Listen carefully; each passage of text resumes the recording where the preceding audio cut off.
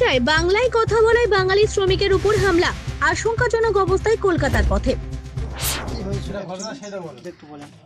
আসলে কাল 10:30টার দিকে এখান থেকে বাড়িতে বার হয়েছিল, আর ওখানে প্রায় 5-6 বছর কাজে যায়, ঠিক আছে। এবার প্ল্যাটফর্মের ওখানে গিয়েছে, ট্রেনের থেকে নেমেছে, নামলে ওখানে 20 জন মতন গিয়েছিল, কিন্তু 20 জন আগে চলে গিয়েছিল, ওরা 3 জন ছিল ঘটনাস্থলে।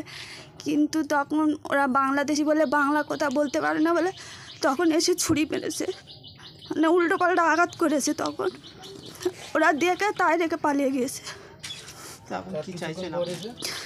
আমি চাইছি এর বিচার ভালো।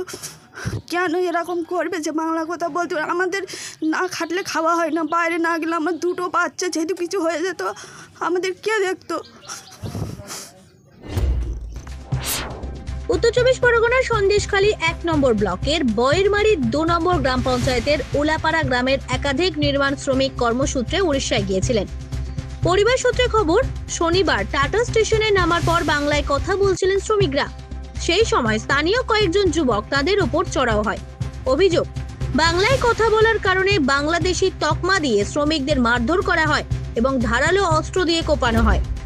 তা আমরা হচ্ছে গিয়ে বাংলা কথা জানে বলে, আমরা হিন্দি কথা কিছু জানি না, বাংলা হচ্ছে গিয়ে বাংলা জানে বলে মারধর করতেছে। বাঙালি বলে তারা হচ্ছে বাংলাদেশি বলে তারা ছুরি মারতেছে, মেরে তারা ফ্ল্যাট করে রেখে চলে যাচ্ছে। আমরা বিচার চাই, আমরা হচ্ছে গিয়ে বিচার চাই। কেন এই কোনো হবে?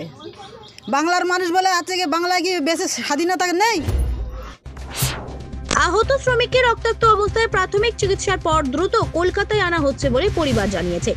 তারা আরও জানান, ওই শ্রমিক দীর্ঘ 5 বছর ধরে উড়িষ্যায় নির্মাণ কাজ করতেন। মাত্র 4-5 দিন আগে বাড়ি ফিরছিলেন। শনিবার আবার কাজে যাওয়ার সময় এই ঘটনাটি ঘটে। 20 জন এইবার যখন বলছে, ওখানকার কয়েকটা ছেলে এসে বলছে বাংলা কথা বলছিস, বাংলা ভাষায় কথা বলছিস, ওরা কি সব বাংলাদেশি? এরা বলছে না, আমরা এই দেশের, আমরা ভারতেরই ছেলে, পশ্চিমবাংলার ছেলে, আমরা কেন বাংলাদেশি হতে যাব? সে কারণে সে উদ্দেশ্যে যখন এবারে একজনের, যখন ওর মধ্যে 18 জনের মধ্যে থেকে একজনের যখন ছিনিয়ে নিয়ে গিয়ে যখন একজনের গলায় ছুরি চালায়, আবার একজনের পিঠে চালায়, এখন 5-7 জনে মিলে যখন ছুরি চালাচ্ছে তখন ওরা দেখে তখন 18 জনা পালিয়েছে, 17-18 জনা পালিয়েছে। দেখে পালিয়ে এখন ওই ঘটনাস্থলে ফেলে যখন ওখানে রাখা হয়েছে, ফেলে যখন ও তো মানে চিৎকার করছে বাঁচাও বাঁচাও করে, যখন ঘটনাস্থল থেকে সেই দুষ্কৃতীরা যখন পালিয়ে যায়, সরে গেছে। তারা সরে গেলে আবার সেই 18 জনা ফিরে এসে তাকে উদ্ধার করে ওখানে কি স্টেশনটার নামটা আমি ভুলে যাচ্ছি, হ্যাঁ টাটা স্টেশন। এখন টাটা স্টেশনে ওখানে নার্সিংহোমে একটা করলে ওখানে ভর্তি করে এখন কোনো রকম ব্লাডটা বন্ধ করে, তার থেকেও ব্লাড অনেকটা আবার বন্ধ হচ্ছে না, আবার কিছুটা বন্ধ করলো। তারপর থেকে ওখান থেকে আমরা বাড়ি থেকে ফোন আসলো যে এরকম এই ঘটনা ঘটলে এবারে সেখান থেকে এবার মানুষ তো এবার বাড়ির লোক তো সব কান্নাকাটি করছে, বাড়ির সব মেয়েরা, ওর 1-2 ছেলে মেয়ে আছে, গরিব মানুষ, নিশ্চয় না খাটলে খাওয়া হয় না, এইবার তারা তো দেশেও থাকতে পারছে না।